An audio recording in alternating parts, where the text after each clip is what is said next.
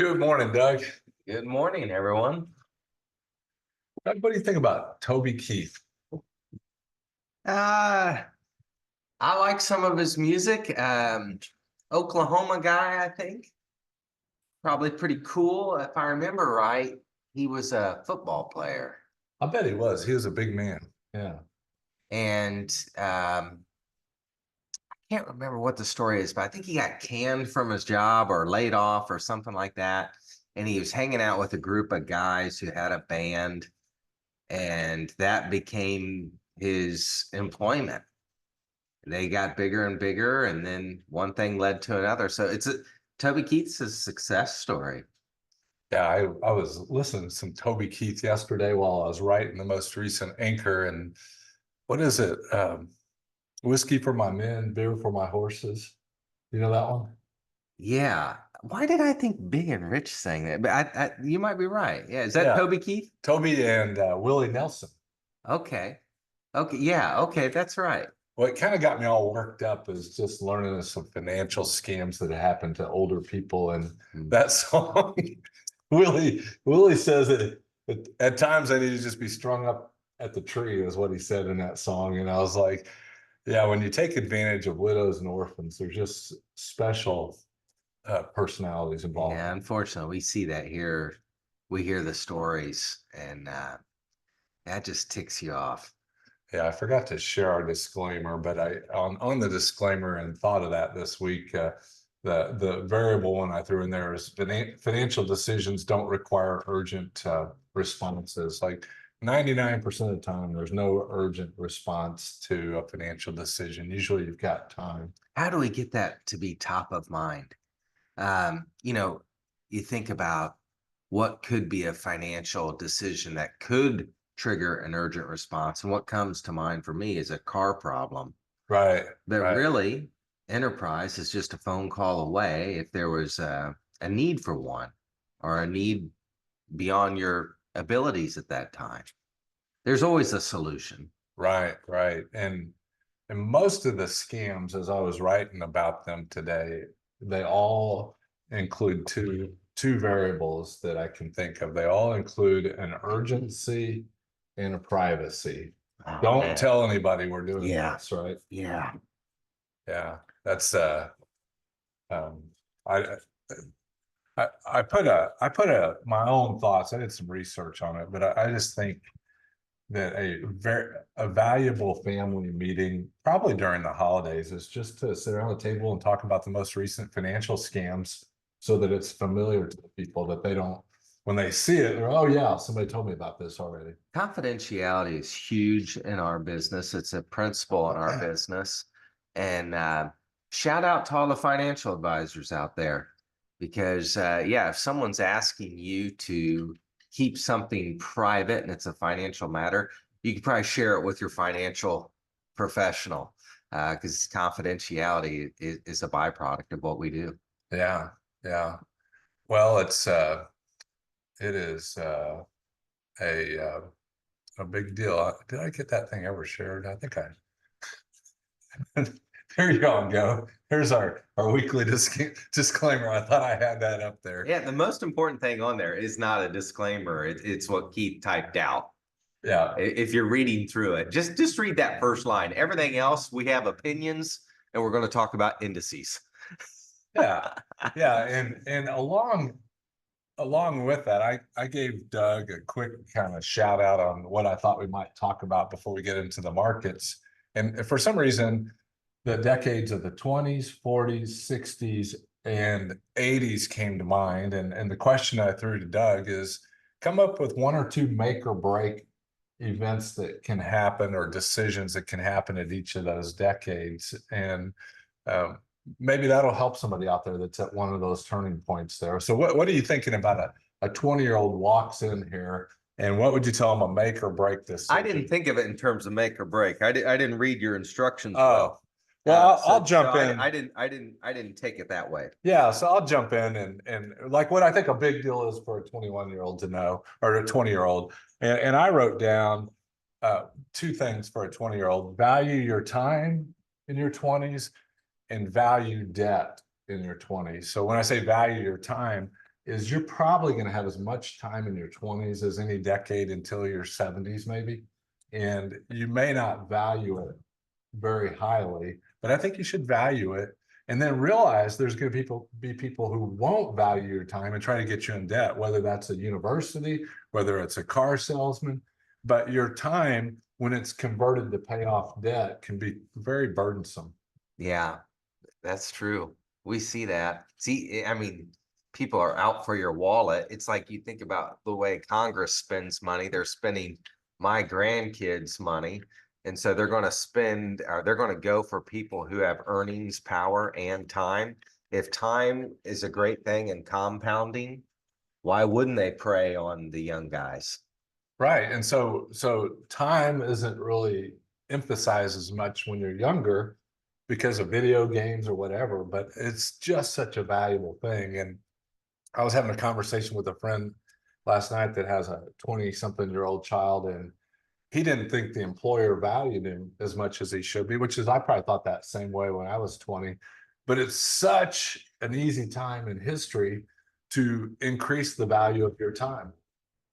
And I was listening to a James Altucker podcast, and evidently on Audible with Amazon, there's some way you can get on there, and they will pay you significant amounts of money to read Audible books, to record them so they can sell them. That's It's great. pretty crazy, but that's what I was thinking about the 20-year-olds. But like the 40s is more recent to you. So what do you think of when you're turning 40, or like make or break Yeah, I'm things? I'm gonna go back to when you're 20 first. I think one of the key principles someone could think through in their 20s is to follow.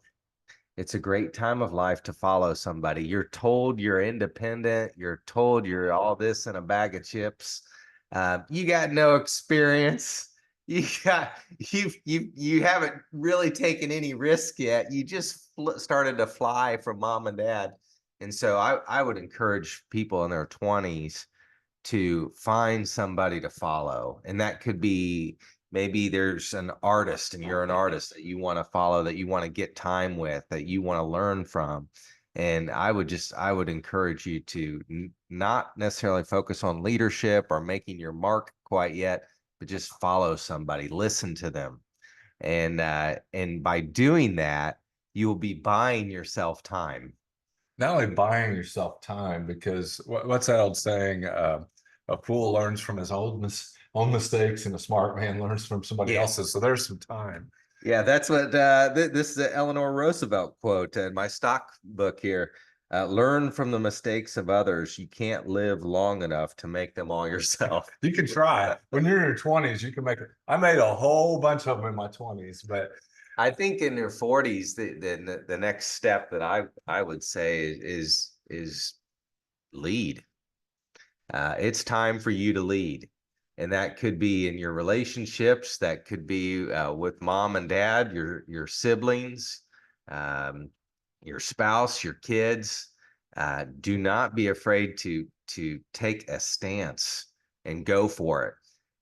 These could be with money principles. These could be with your food intake. These could be with your spiritual life. This can be with your time, but start making some leadership type decisions. Get out there and help others by saying, "Hey, I'm going for it." I've got some journal notes that I wrote, and one of my opinions is between 35 and 45 is the most, in my opinion, is the most demanding time of life, because there's so much going on in your world in that scheme of things that it requires leadership. Like if you let that season grab it by the horns and dictate what's going to happen, you're probably going to end up in a bad place. But yeah, taking charge of that season of life, and really learning to say no to good things, That was great. particularly during that time, is really important, because so much is demanding on your time then.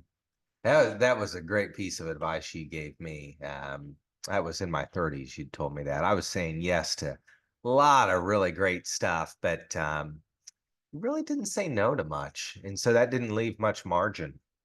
Right, right. And one of the places of margin that I thought is a really important make or break, doesn't seem financial, but it's really financial, because um, if you don't take care of the most important things, those important things can become big problems later in life. And so I wrote down in 40s, I think a date night on a consistent basis is a really important aspect of life. I imagine it is. We don't have that in our Yeah. life, but we do have some great date times. Well, there you go. But Yeah. yeah, Yeah, it may not be at night, yeah. right? We're Because not that structured or organized. But yeah, to your point, just being intentional with your time. yeah, these little critters kept demanding our time for a good decade or more. And once Yeah, they started leaving the house, we had to look at each other and say, well, who are you and what's going yeah. on?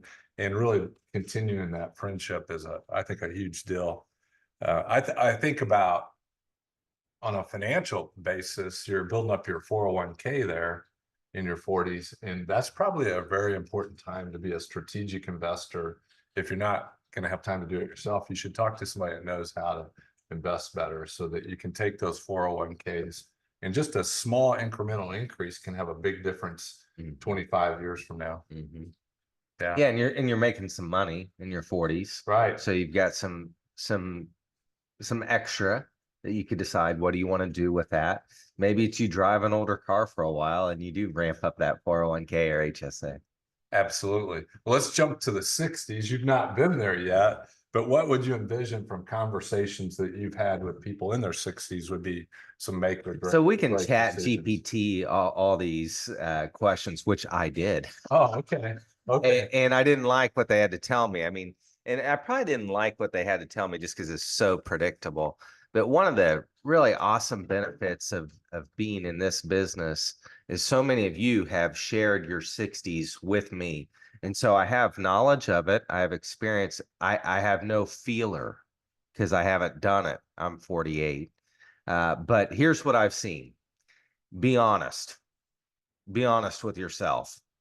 And if that's your financial situation, just be honest about it.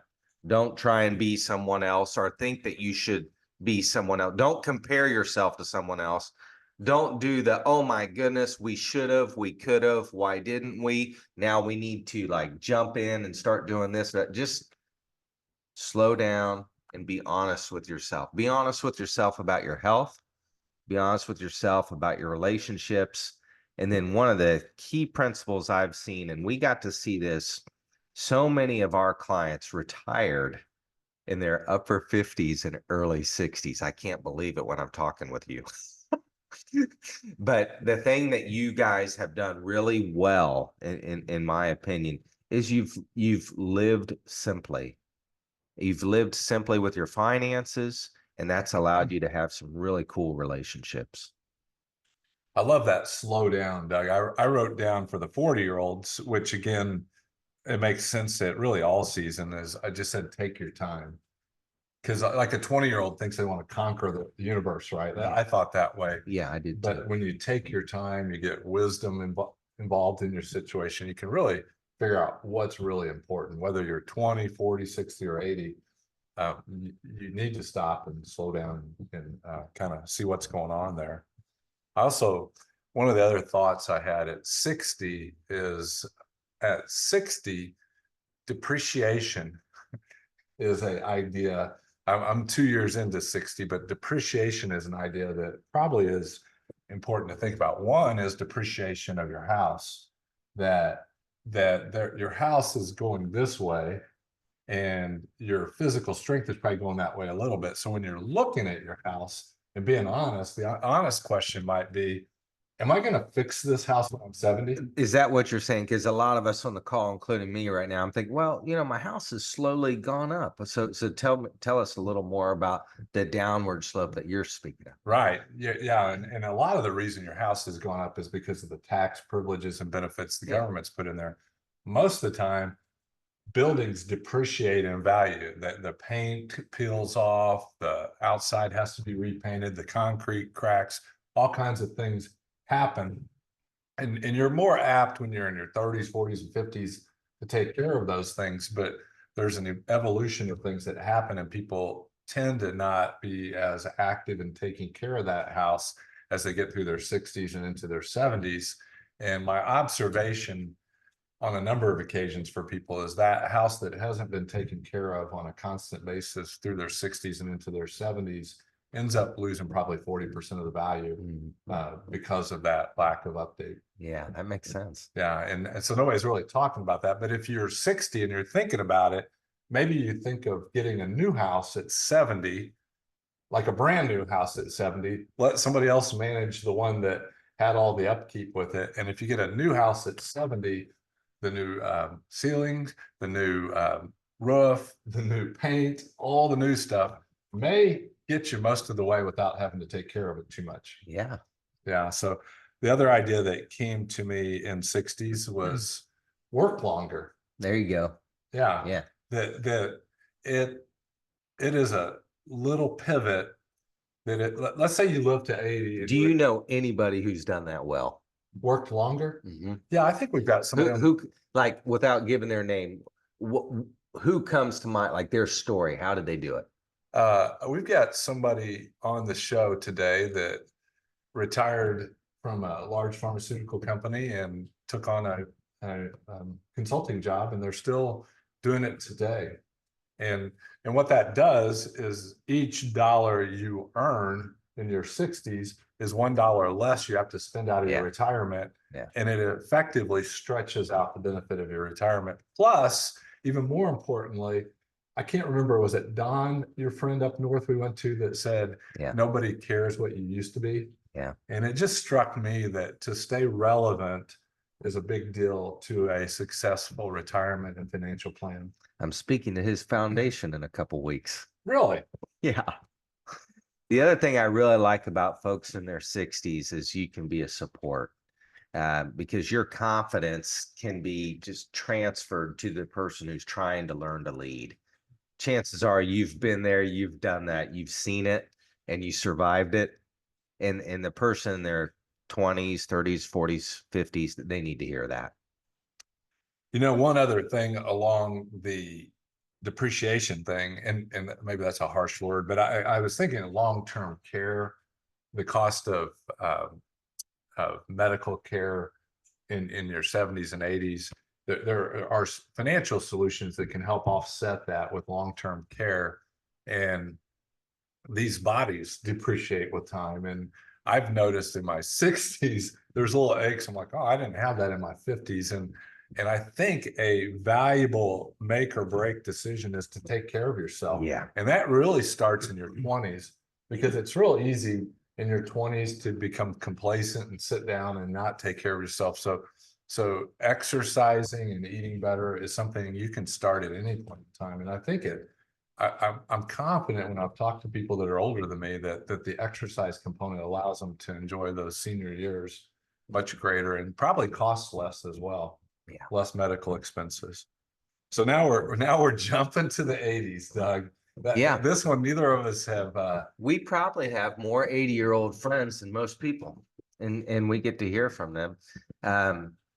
The overarching themes I wrote down for these 20, 40, 68: resilience, physical health, relationships, grit. That's kind of a new buzzword. And then to just keep learning. But for the 80-year-old, the 80-year-old that I think of, they're just cool. So I just say, be cool. You've got stuff figured out. You're probably not spending as much money. I mean, we've got some 80-year-olds who are just inspiring. And so realize this, your influence is much more valuable than you think it is. I'm hard to get a hold of. I'm really hard to get a hold of, partially because of my personality and partially because of the season of life I'm in. But I love it when an 80-year-old pursues me and I get to spend some time with them. I spent some time with one of you this week, and you encouraged me because you're an adventuresome person and you're still doing something that stokes your fire. And so, yeah, your encouragement in your 80s can be transferred. And part of that is legacy. Yeah, that's something ChatGPT would say, legacy. But really what it is you're pouring into people. And I think it'd be easy to isolate yourself because you've lost a lot of friends. You're losing friends. You're losing your mate, your helper. But there's a whole community out there who needs you. Man, what a cool decade, and what a treat that if you still have really good cognitive awareness in your 80s. And I think of our friend Brian that I get to go look to lunch with every month, and just how involved he is and how helpful he is to me. And then I also, even though we're not talking about the 80s, I had a conversation 2 weeks ago with a 90-year-old friend of ours, and he told me that he had a heart valve replacement at 92. And my brain was just cranking. I'm like, I'm trying to think through philosophically that decision. And literally, he made the decision that quickly to do Yeah, that's that. cool.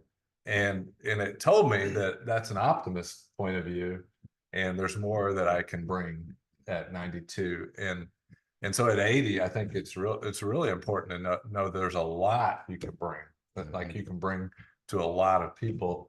A challenge of 80 is connecting with those people, right? Because you can become isolated. And so I think as I'm approaching my 80s, I would spend time kind of strategizing, how am I going to stay connected with the younger people that really, because it can be intimidating, a 20-year-old and an 80-year-old connecting. And yet it can be one of the most brilliant, beautiful things that I can think of. I'd say another 80-year-old thing that probably could be a make or break thing is it's probably worth on a regular basis. In your community, there are driving schools that you can hire them to assess your driving skills, because most of us aren't objective about certain things we do in life, and driving can be one that can cause some real problems for you in your 80s. And if you're not objective enough, you can hire somebody else to look over and ride with you. It's not me, because I may not trust riding with you at 80, but nothing against your driving skills. I don't like riding with a lot of people, but I would do that. And along with that, we've seen a number of occasions over time where people in that age group didn't address it and got into accidents that could be make or break financial situations. So Yeah. if you're still driving, if you're in your 80s, I would say make sure you have an umbrella policy with underinsured uninsurance included on that and attached to your automobile coverage, because you're creating a certain liability by driving at 80. And I'm not telling you don't do it. I'm just saying do it wisely. That's good. Yeah. And then the other thing we started off the show with Willie Nelson and Toby Keith hanging the criminals up, is to talk with your loved ones about what financial scams are out there, because the professional scam artists are coming at you when you're in your 80s. They're aggressively coming at you, and so you need to be aggressively prepared with the help of your family on what to do with that. That'd be my advice for the 80-year-old generation. Yeah. Have a wingman. Absolutely. Don't Yeah. do anything in a way that you don't explain it to somebody that's involved with you and your family, because those scam artists can get some large amounts of money before you know what happened. All right, that's the decades. What do you want to talk about with the markets, Doug? Well, where do you want to start? I mean, I think the bullishness is very high right now, and that's a read I get, but also I take a look at the American Association of Individual Investors, and they post a weekly survey that we've shared a few times, and there's a large number of bulls out there, and that bullishness has really started to pick up in the last few weeks. So. I mean, I still think the Nasdaq, the S&P, the Dow, they're all just doing great. And this is less about speculation and just reporting what is. And so what is we're hitting new highs. We are hitting new highs, and that creates kind of higher expectations. Even a lot of times when I get my statement and see a new high, then I just want new highs every month. Yeah. Yeah. Starting to see, I mean, we're in earnings season. And so companies are reporting, they're still reporting right now.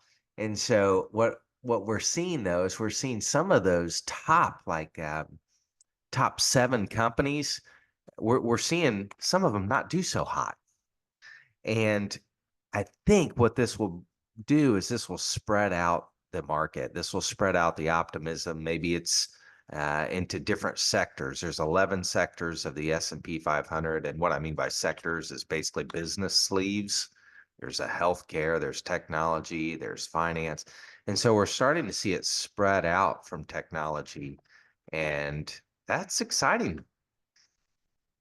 I've been flashing up some of the high flyers that have Yeah, been coming through the here's the market. one I was thinking of right Yeah, here. none of these are recommendations. We're just kind of showing you what's going on right now.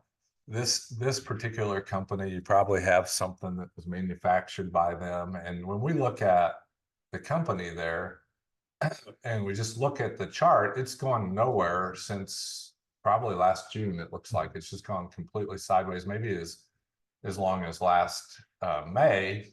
And yet people can fall in love with a company name, but there's financial data down here at the bottom that's not very compelling. The sales are flat or down on this particular company, and that suggests to me as a investor that that's probably not going to grow the stock price in real high rates of return. There's usually a correlation between the earnings and the sales growth that gives you an idea of what's going on with the companies out there. And so there's a lot of interesting things out there. I'm kind of biased and hopeful for the mid-sized companies that they'll take leadership in the near term. And if not near term, if not between now and March, maybe between now and election day, we might see those mid to small size companies pick up a bit. And again, what's happening right now is money market yields are still paying right around 5%. The 10-week notes have dropped, and mortgages. It's still not a bad time if you're going to go out and buy a house. I mean, it's higher than where it was a couple years ago, but the optimism of the 20-year-olds and the 30, probably the 40-year-olds, they're the crew that I'm cheering on because they're the future. They're the ones who are going to drive those charts. They're the ones who are going to drive the economy and maybe even help us knock out that national debt someday. Thanks, you 20-year-olds. Thanks, all the Tyner kids. I love that. I would really be open to your thoughts. If you all think about dropping us an email and telling us what you think are the pivot points at 20, 40, 60, and 80, it'd be really fun to see your feedback, I think, and see if there's ideas that you could add to what we threw out there to you today. But we were just trying to bring something creative to your morning here to help you encourage those around you and even in your own situation. And so hopefully today's show brought some real creative ideas your way. K Tyner at Gimbal Financial. That's where you send those. And I will read those and smile and get back to you usually pretty quickly. In the meantime, I hope this weekend is spectacular for you guys. How about you, Doug? Yep. See you next week.